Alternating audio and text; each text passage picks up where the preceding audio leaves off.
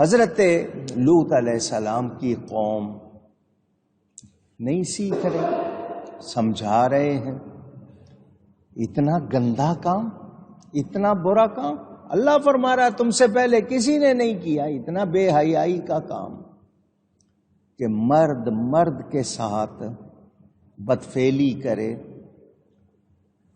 بہت سے لوگوں نے قتل کیے، نشہ کیا، برائیاں کی، مگر یہ کام قوم لوط سے پہلے کسی نے نہیں۔ اور وَتَقْطَعُونَ السَّبِيلَ، یہ جو تم راہ مارتے ہو، عادتاً جو راستہ ہوتا ہے وہ لمبا ہوتا ہے، تم شارٹ کٹ کرتے ہو۔ اس میں مراد ہے ان کی ڈاکہ ڈالنا، لوگوں کا مال لوٹنا، چھپ کے بیٹھ جانا، لوگ آئیں اچانک ان پر حملہ آور ہو جانا، مال چھین لیتے تھے، ان کے شہر میں آ کے لوگ ان کے پھل وغیرہ نہ کھائیں، ان کی چیزیں نہ کھائیں، اس طرح بھی وہ کرتے تھے۔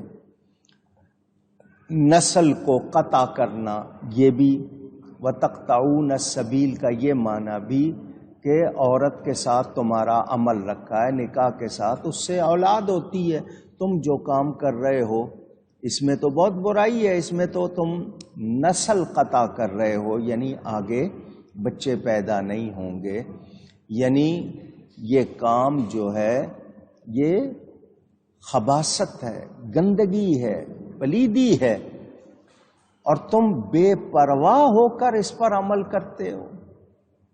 تمہارا برائی کرتے ہوئے تمہیں کوئی شرم نہیں، حیا نہیں، کوئی احساس نہیں، کوئی خوف نہیں۔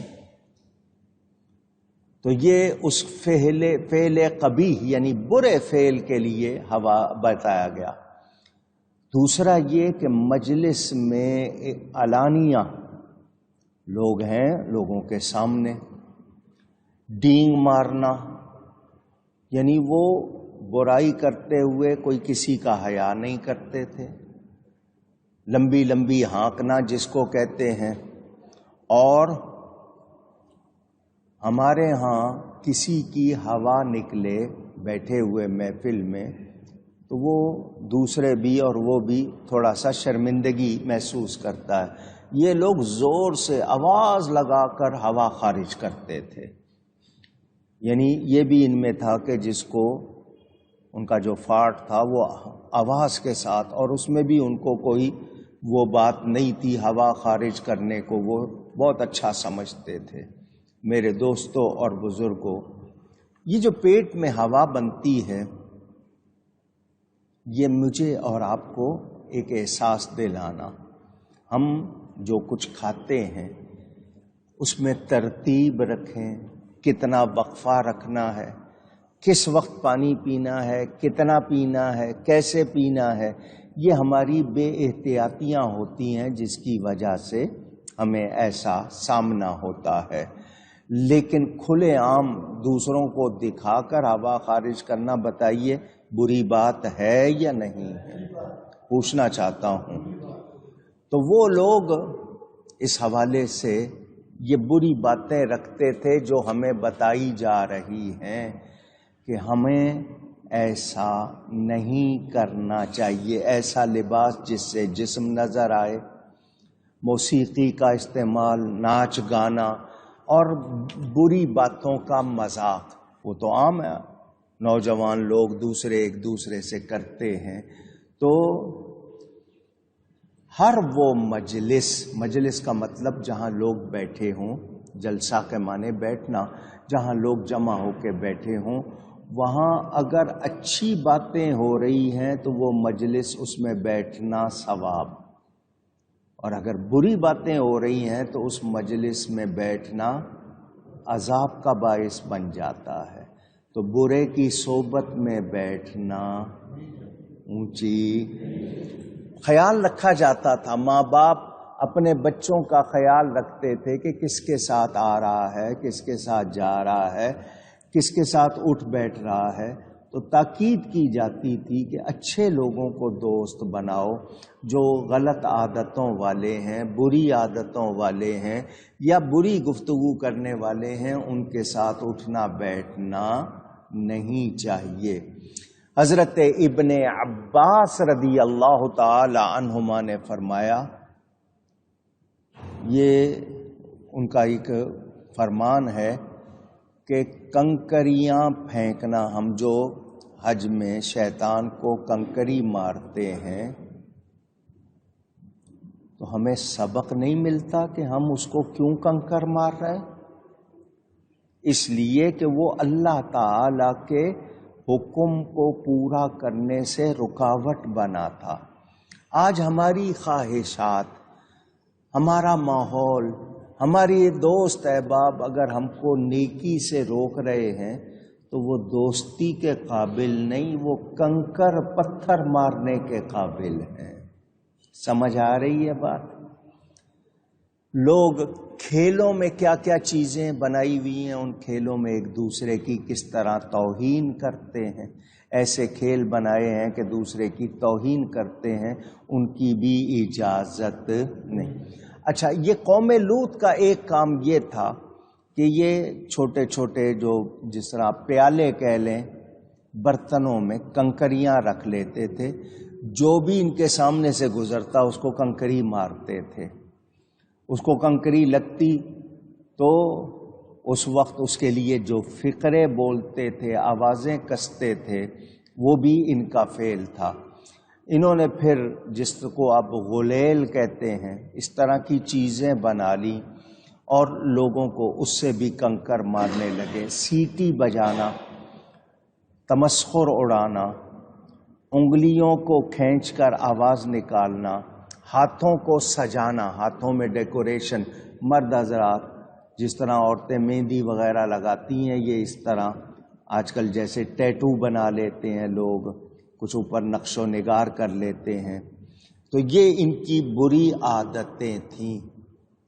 عورتوں کے پاس نہیں جاتے تھے، مردوں کے ساتھ برائی کرتے تھے، گندی باتیں کرنا، گندے کام کرنا، تو گالی دینا، بری باتیں کرنا ان کا مزاج ہو گیا تھا، ان کو عادت ہو گئی تھی۔ اب بتائیں، یہ ساری باتیں سن کر ہمیں ان سب برے کاموں سے بچنا چاہیے یا نہیں؟ مگر ہم نہیں بچ رہے، تو پھر کیا ہم واقعی قرآن پر عمل کرنے والے، نبی کے ماننے والے، سمجھدار کہلائیں گے؟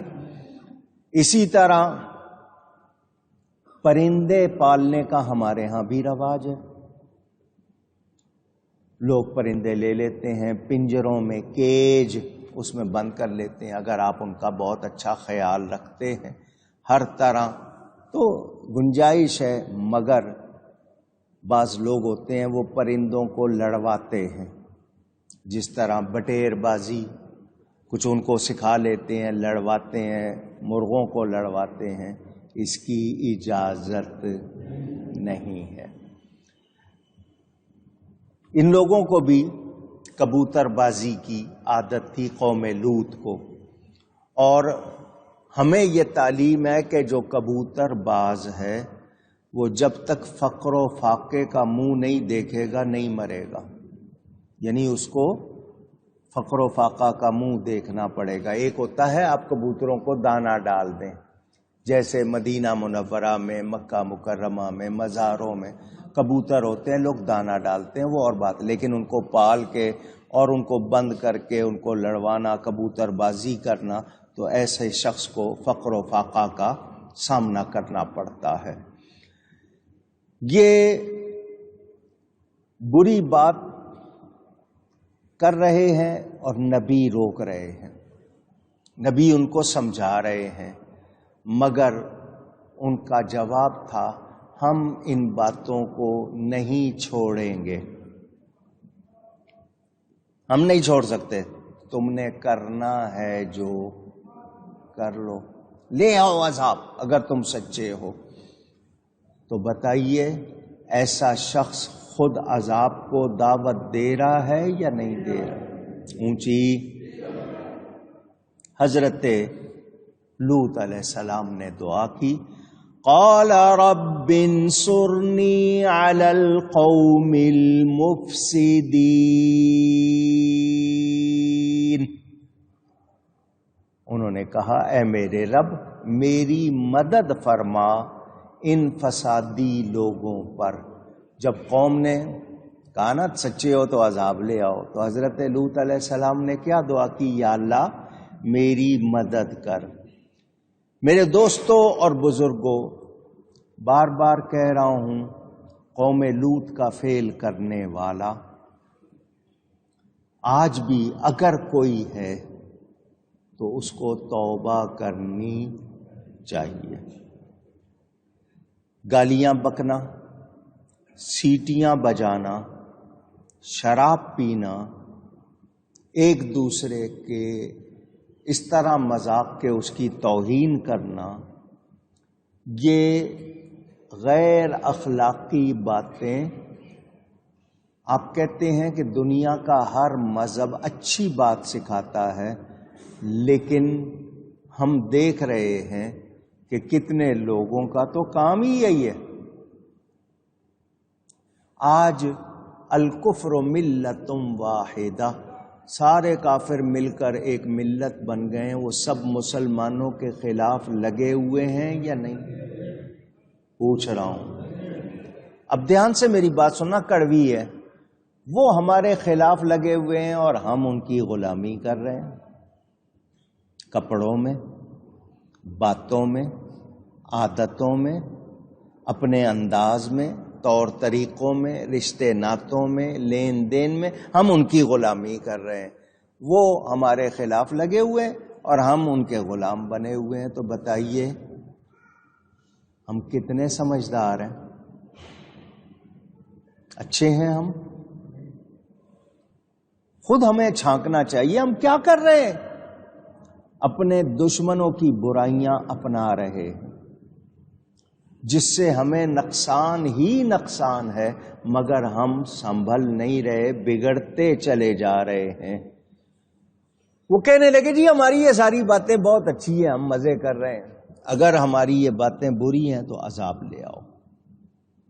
انہوں نے تمسخر کرتے ہوئے نبی کو، اس کو عزت نہیں دی، نبی کا مذاق اڑاتے ہوئے کہا اگر یہ باتیں بری ہیں تو عذاب لے آؤ۔